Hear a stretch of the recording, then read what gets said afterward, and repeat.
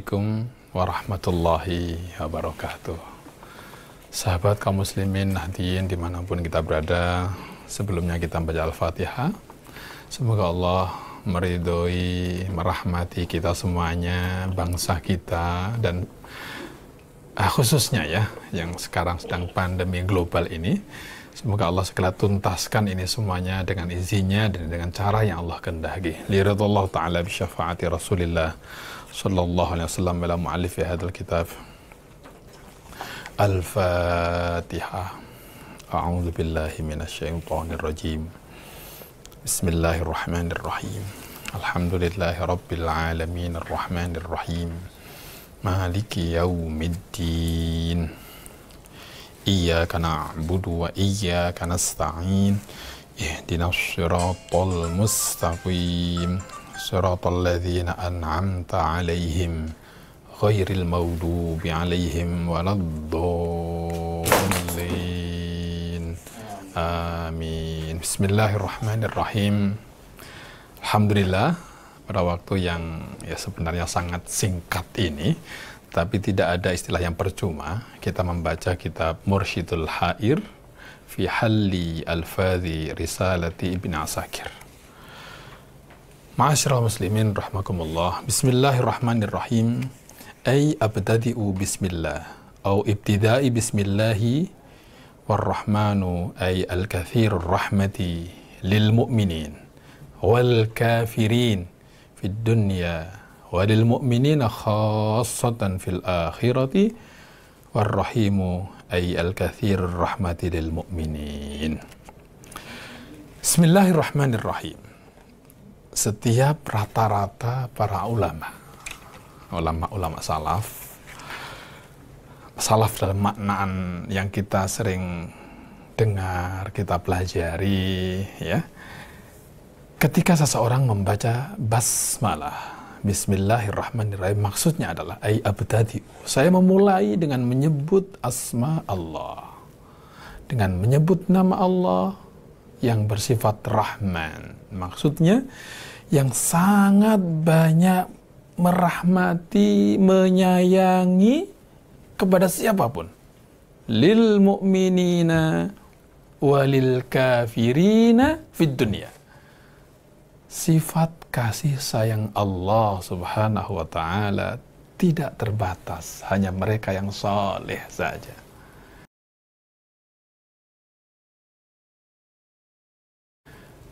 Tidak terkotak, terbatas, hanya orang yang beriman saja. Juga terjadi pada orang-orang yang tidak beriman, bahkan yang mengingkari keberadaan Allah, wujudnya Allah, kafir. Namun Ar-Rahim walil mu'minina khassah, kasih sayang Allah terbatas hanya pada kaum orang-orang Islam mukmin, khusus di akhirat saja. Qala Syekh Fakhruddin Ibn Asakir rahimahullah. Kitab ini kecil namun sangat besar sekali manfaatnya dan dasar-dasar pokok agama. Baginda Rasulullah sallallahu alaihi wasallam menyebutkan afdalul a'mali imanun billahi wa rasulih. Amal yang paling utama, paling bahkan mendasari semua amal ibadah adalah iman kepada Allah dan Rasulnya. Dan ini buku ini, Syekh Fakhruddin Ibn Asakir memberikan menuliskan hal-hal yang sangat mendasar. Orang yang mengaku beriman tidak layak tidak mengetahuinya, harus mengetahuinya. Maka beliau memulainya dengan, mari kita lanjutkan qaulal muallifu rahimahullah. I'lam arsyadanallahu wa iyyaka annahu yajibu ala kulli mukallafin an ya'lama anna Allah azza wa jalla wahidun fi mulkih. Ketahuilah wahai saudaraku, ketahuilah itu artinya pelajarilah, maka tidak boleh tidak tahu. Karena apa? La tasihhul ibadatu illa ba'da ma'rifatil ma'bud. Al-Ghazali menyebutkan ibadah ini tidak akan pernah sah, tidak diterima manakala seseorang adalah tidak mengetahui, jahil. Dan maka jahil inilah maknanya ekstrimnya, bahkan dianggap belum beriman. Tidak sah manakala kita tidak mengetahui siapa yang disembahnya. Ketahuilah, semoga Allah menunjukkan kepada kita. Artinya, inilah makna la haula wala quwata illa billah. Seseorang tidak akan pernah mampu berbuat ibadah, ketaatan, kecuali atas izin Allah. Seseorang pun pula tidak akan pernah bisa meninggalkan maksiat. Artinya apa? Seseorang beribadah kepada Allah atas izin Allah, atas pertolongan Allah. Seseorang meninggalkan larangan Allah juga atas pertolongan Allah Subhanahu wa ta'ala. Wajib bagi setiap mukallaf. Siapa sih mukallaf itu?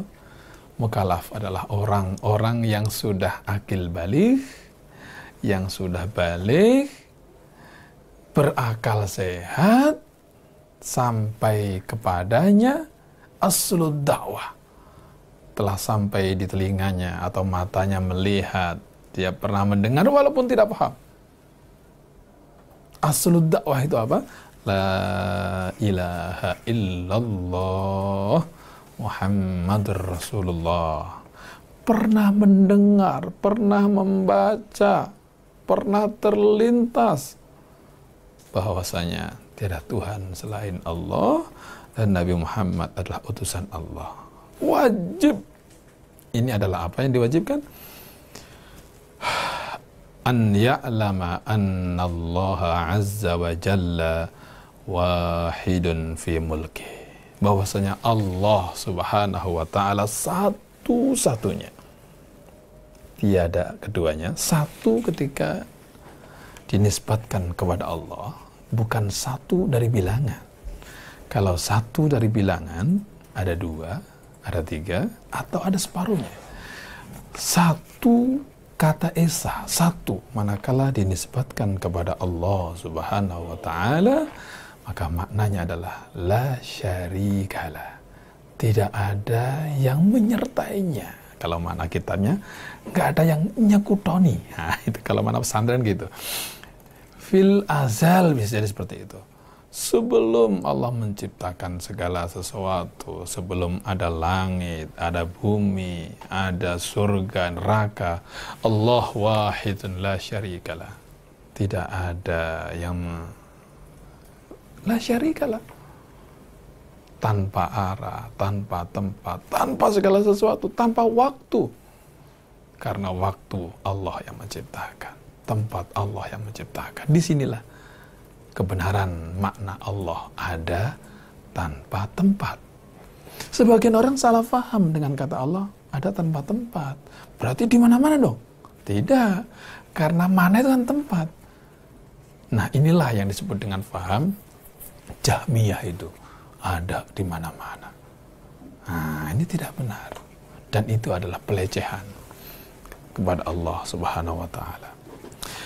Asyarhu annal mulka huwa as-sultan wal ma'na annahu yajibu ala mukallafin an ya'taqida jazman min ghairi syak anna Allah ta'ala la syarika lahu fi sultanihi ay laysa li hadzal alami malikun ghairuhu wala mudabbirun ghairuhu wala ilaha ghairuh. Makna lengkapnya adalah setiap mukallaf harus yakin, mantap, tiada keraguan, meyakini Allah satu-satunya sang maharaja di raja, satu-satunya penguasa, pengatur, tiada Tuhan selain dirinya. Wal wahidu idza utliqa 'ala Allah manahu ay la syarikalah. Kata esa, kata satu di haknya Allah adalah tidak ada Tuhan selain Allah. Dan wal mukallafu huwa al balighu al aqilu alladhi balaghatu da'watul Islam. Sekali lagi, mukallaf adalah orang yang pernah sampai kepadanya aslud dasar-dasar dakwah Islam, pengakuan tiada Tuhan sebagai Allah, baginda Rasulullah sallallahu alaihi wasallam, utusan Allah. Qala al-muallif rahimahullah, khalaqal 'alama bi asrihi al-'ulwiyya was-sufliyya wal 'arsya wal kursiyya was samawati wal arda wa ma fihima wa ma bainahuma. Khalaqal 'alam. Allah al-Khaliq, satu-satunya Maha Pencipta. Al-ibrazu anil adam. Dialah yang mewujudkan segala sesuatu dari ketiadaan. Dan itu hanyalah Allah Subhanahu wa ta'ala. Menciptakan alam dengan segala macam rahasianya, sirinya. Alam langit ataupun alam bumi. Menciptakan arsy, menciptakan kursi, langit, bumi, dan segala apa-apa yang ada di antara keduanya. Wa huwa ghaniyun, dan dia sangat tidak membutuhkan semuanya itu. Oleh karena itu, Ali bin Abi Thalib, Imam Ali, Al-Khalifah Ar-Rabi', Sayyidina Ali bin Abi Thalib menyebutkan dalam Al-Farqu Bainal Firaq, Innallaha khalaqal arsya izharan liqudratihi walam yattakhidhu makanan lidzatihi. Sahabat faham ini. Ini masyhur sekali apa yang disampaikan oleh Sayyidina Ali. Sesungguhnya Allah, innallaha khalaqal arsya. Sesungguhnya Allah Subhanahu wa ta'ala menciptakan arsy. Izharan liqudratihi. Sungguh untuk menunjukkan dia Maha Kuasa. Menunjukkan izharan liqudratihi, benar-benar Maha Kuasa. Walam yattakhidhu makanan lidzatihi. Dan benar-benar sekali-kali pun Allah tidak mengambil tempat untuk zatnya di arsy. Inilah sahabat yang baginda Rasulullah sallallahu alaihi wasallam sebutkan, ana madinatul ilmi wa ali babuha. Aku kotanya ilmu, pusatnya ilmu Rasulullah. Maka kalian bisa belajar agama melalui Ali. Ali pintunya. Ketika memahami Ar-Rahmanu 'alal 'arsy istawa, beliau menyampaikan itu. Allah menciptakan arsy tidak untuk sebagai tempat bagi zatnya, tetapi adalah untuk menunjukkan Allah Subhanahu wa ta'ala Maha Kuasa. Kenapa kok arsy? Karena baginda Rasulullah sallallahu alaihi wasallam menyebutkan akbarul makhluqat arsy. Makhluknya Allah yang paling besar, surga, segala macam isinya masih di bawah arsy. Neraka, semua ciptaan Allah di bawah arsy. Makanya ketika hari kiamat disebutkan dalam Al-Quran, wa yahmilu arsya rabbika fawqahum yawma idzin tsamaniyah. Sekarang yang menjaga arsy itu 4 malaikat. Tetapi manakala hari kiamat, maka kemudian disebutkan yang menyangga arsy dari 4 malaikat tadi menjadi 8. Betapa dahsyatnya hari akhir kehidupan ini. Saudaraku ma'asyiral muslimin rahimakumullah. Ini menunjukkan bahwasanya Allah Subhanahu wa ta'ala ketika menciptakan segala sesuatu, maka dia juga sangat mengetahui detail-detailnya segala sesuatu. Maka kurang tepat, tidak benar sebagian aliran yang menyebutkan Allah hanya mengetahui secara global saja. Tidak betul. Wa khalaqa kulla syai', dialah yang menciptakan segala sesuatu. Kapan hari ada yang bertanya pada saya, Ustaz, saya pernah baca ayat bahwasanya 1 daun pun yang jatuh tidak terjadi kecuali atas izin Allah, atas kehendak Allah. Maka bagaimana dengan kejahatan? Apakah juga terjadi dengan izin Allah Subhanahu wa ta'ala? Nah, ya seperti itu. Bahkan dalilnya pun mudah sekali kita ketahui dan kita baca dan sudah kita hafal. Allah berfirman dalam surat Al-Falaq, Bismillahirrahmanirrahim. Qul a'udzu birabbil falaq min syarri ma khalaq. Qul, katakanlah wahai Muhammad, aku berlindung, a'udzu birabbil falaq. Aku berlindung kepada Allah, Tuhan pencipta waktu pagi, subuh. Berlindung atas apa? Dari apa? Min syarri ma khalaq. Dari kejahatan yang telah Dia ciptakan.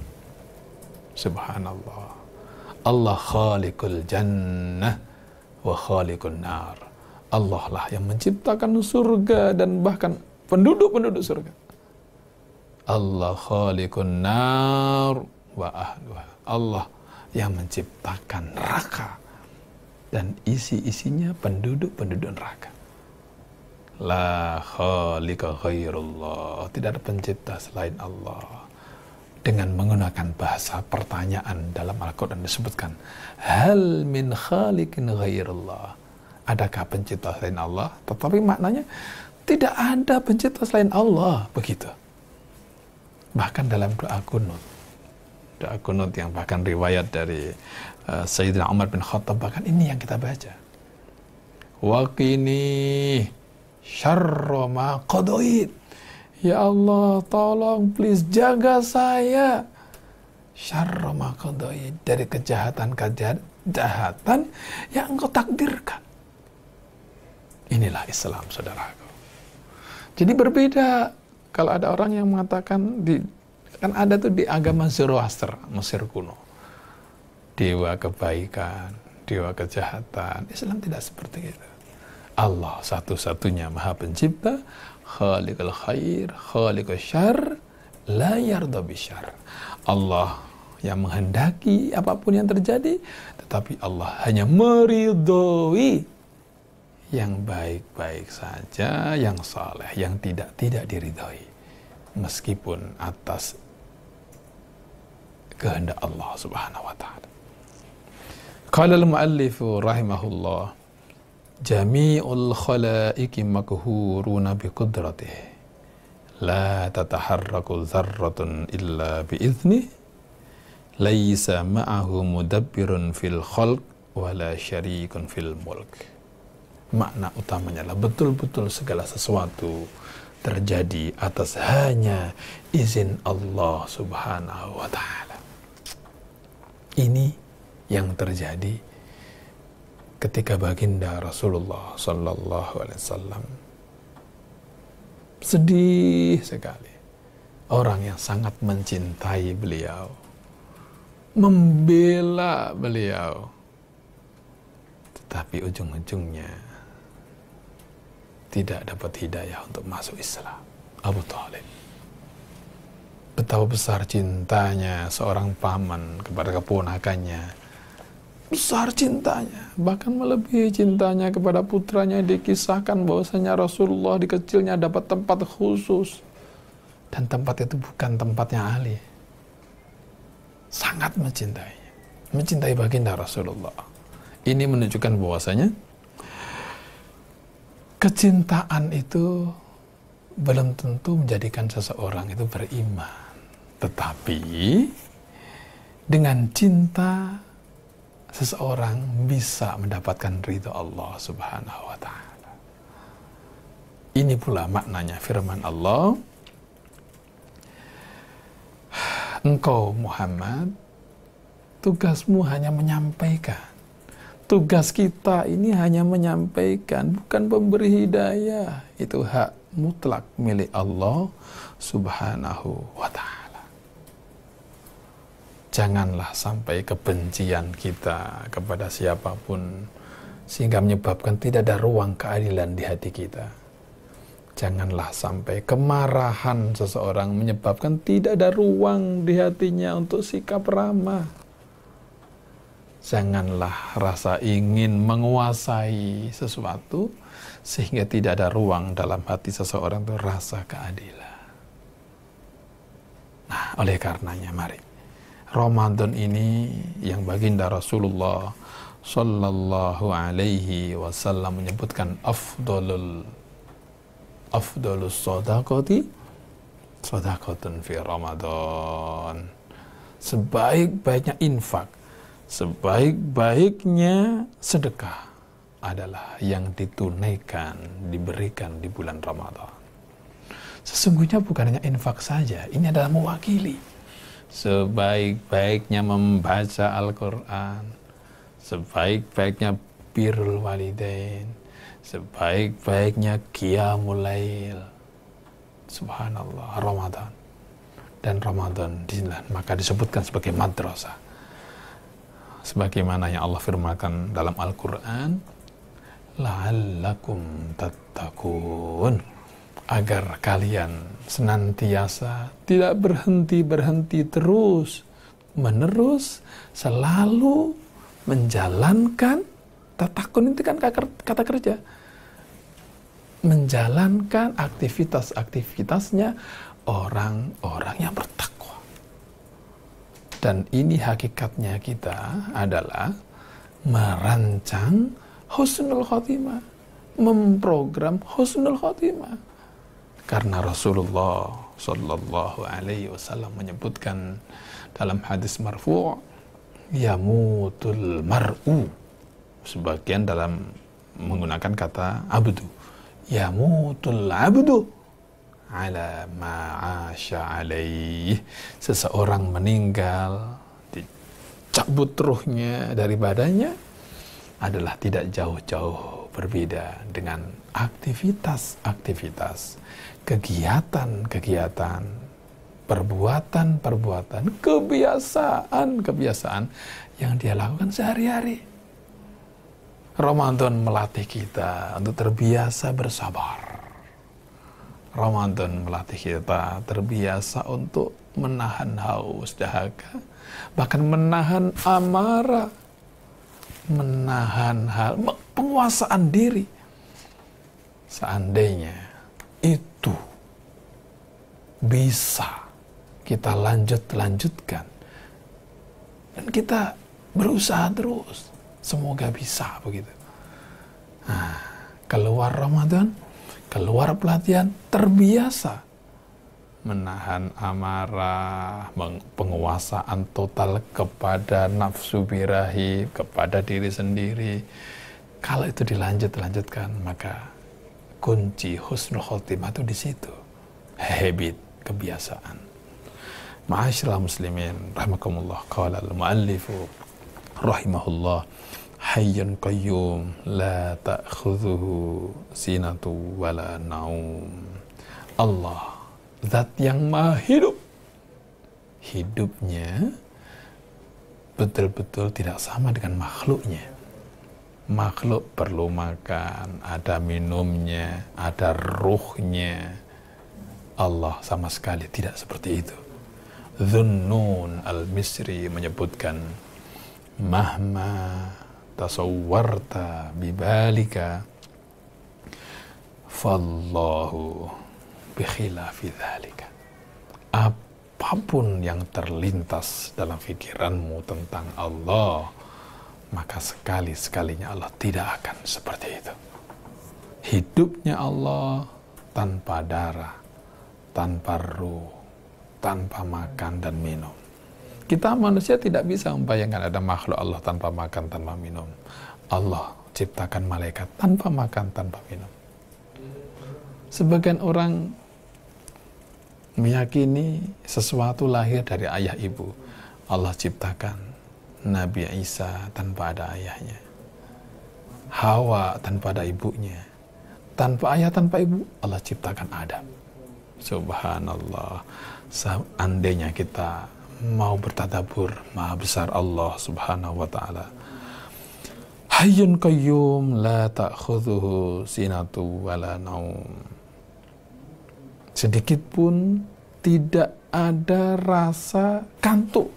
La ta'khudhu sinah, itu kondisi sebelum tidur. Nah, itu sinatun, apalagi tidur. Alimul ghaibi wasyahadah la yakhfa alaihi syai'un fil ardi wala fis sama'. Allah subhanahu wa ta'ala, zat yang maha mengetahui. Pengetahuan Allah tidak diawali dengan ketidaktahuan.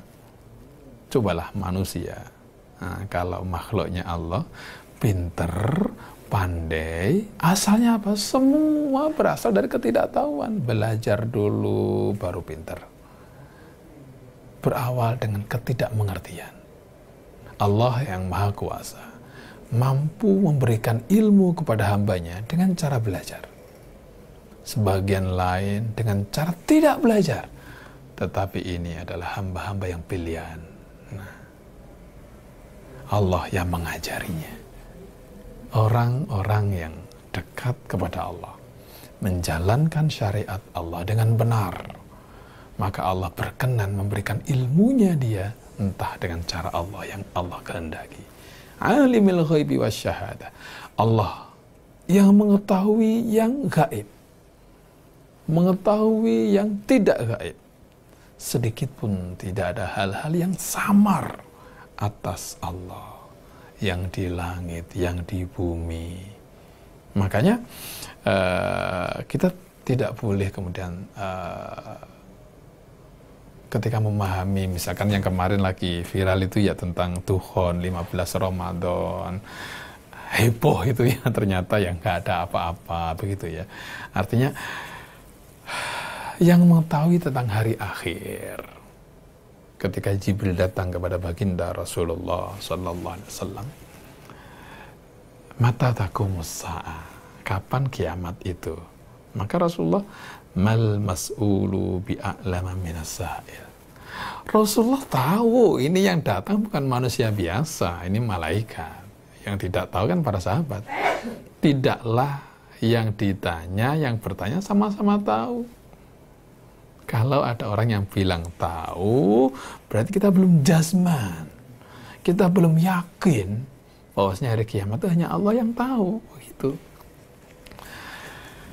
Layak fa'ali, hanya Allah yang mengetahui, kecuali Allah izinkan beberapa hamba-hambanya yang Allah kasih tahu ya. Yang tidak dikasih tahu ya tidak.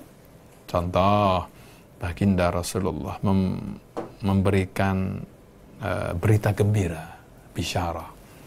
La tuftahannal Qistantiniyatu fala ni'mal amiru amiruha wala ni'mal jaishu dzalikal jais. Suatu saat nanti Konstantinopel ini akan ditaklukkan oleh kaum muslimin. Maka sebaik-baiknya pemimpin, khalifah, raja adalah raja yang saat itu bisa menaklukkan Konstantinopel. Wala ni'mal jaisyu dzalikal jais. Dan sebaik-baiknya bala tentara adalah bala tentara saat itu yang menaklukkan Konstantin. Semenjak baginda Rasulullah sallallahu alaihi wasallam menyabdakan ini, para sahabat berusaha menembus sana. Hadis ini baru terwujud kurang lebih 700 tahunan setelah Nabi bersabda. Umar bin Khattab juga berusaha dengan pasukannya, belum berhasil. Artinya apa? Ketika baginda Rasulullah memberikan suatu berita gembira, bahkan yang pasti itu pun kita tidak tahu kapan itu terjadinya. Sabar. Dalam hal itu disebutkan memang Islam tidak akan pernah lenyap di bumi ini. Tetapi kita harus hati-hati di bumi ya, bukan di bumi Indonesia gitu loh. Nah, maka ya kita harus berusaha. Nah, Ma'asyiral muslimin rahimakumullah. Hadis tadi, nah, ini ada hal yang istimewa. Sebaik-baiknya raja ketika itu adalah Muhammad Al-Fatih 2. Apa yang dibalik hadis itu? Muhammad Al-Fatih 2 adalah raja yang meyakini akidah Al-Maturidiyah, bahkan punya buku yang kemudian akidah Fatihiyah, meyakini seperti yang diyakini oleh kaum muslimin sebagian besar di dunia, meyakini wujud, qidam, baqa, mukhalafatul hawadisi. Ini sinyal besar, saudaraku. Inilah hadis yang menjadi nas kebenaran akidah Al-Maturidiyah. Rasul tidak akan pernah memuji sesuatu kecuali sesuatu itu adalah diridhoi oleh Allah Subhanahu wa ta'ala. Imam Al-Fatih ini betul-betul bahkan sebelum menaklukkan tuh ziarah dulu ke makam para ulama-ulama. Ini kebenaran tentang akidah Al-Maturidiyah. Adapun tentang akidah Asy'ariyah adalah firman Allah Al-Maidah ayat 54 itu. Ya ayyuhalladzina amanu may yartadda minkum an dini fasawfa ya'tillah. Ila akhir ayat ini. Ketika turun ayat ini bisa disimak di tafsir-tafsir yang besar, Fakhrur Razi, At-Tabari. Kalau tafsir yang kecil barangkali kurang disebutkan. Ketika turun ayat ini, baginda Rasulullah Sallallahu Alaihi Wasallam menepuk pundak kita, Abu Musa Al-Asy'ari. Turun ayat ini, hum qaumu hadza, gitu kan. Mereka, orang-orang yang tadi itu, orang yang tidak takut atas bullying, tidak gentar dinyinyirin, tetap menegakkan akidahnya, kebenaran berdakwahnya. Hum qaumu hadza, mereka adalah kaumnya orang ini yang ditepuk seperti ini, Abu Musa Al-Asy'ari. Ada apa dengan Abu Musa Al-Asy'ari? Abu Musa Al-Asy'ari nantinya inilah anak turunnya, cucu cicitnya yang nantinya muncul dari tulang, muncul dari generasinya adalah Abu Hasan Al-Asy'ari. Jadi kita meyakini seyakin-yakinnya apa yang sudah kita pelajari, apa yang disampaikan guru-guru kita, akidah kita, sifat wajib 20, mustahil 20, ini mu'taqad 50 itulah, sifat wajib Rasul 4, mustahil 4, sifat jaiz Allah. Itulah kebenaran yang mesti secara jazman, mantap, yakin, tidak boleh kita ragu-ragukan. Ma'asyiral muslimin rahimakumullah, ya'lamu fil barri wal bahr wa ma tasqutu min waraqatin illa ya'lamuha. Dialah Allah yang maha mengetahui apapun yang di langit, tidak samar baginya. Tidak pula dedaunan yang jatuh, tidak pula haba, sesuatu yang kecil di kegelapan. Semuanya terjadi, berlaku atas izin Allah Subhanahu wa ta'ala. Ahata bi kulli syai'in ilma wa ahsa kulli syai'in adada. Allah Subhanahu wa ta'ala ridho saat Nabiullah Yunus dalam perutnya ikan yang besar itu, dengan izin Allah dalam kegelapan yang 3 lapis kegelapan. Gelapnya perut ikan non, gelapnya dasar lautan, gelapnya malam. Ya malam di dalam perut ikan, di dasar lautan, kegelapan yang berlapis-lapis. Allah tetap mengetahui ada hambanya yang berseru kepadanya. Nabiullah Yunus ketika kemudian mendengar bebatuan bertasbih kepada Allah, Nabiullah Yunus sadar. Nabiullah Yunus yang terkenal dengan kalimat-kalimat doanya, La ilaha illa anta subhanaka inni kuntu minaz zalimin. Tiada Tuhan kecuali Engkau ya Allah, sungguh aku adalah orang-orang yang menzalimi diriku sendiri.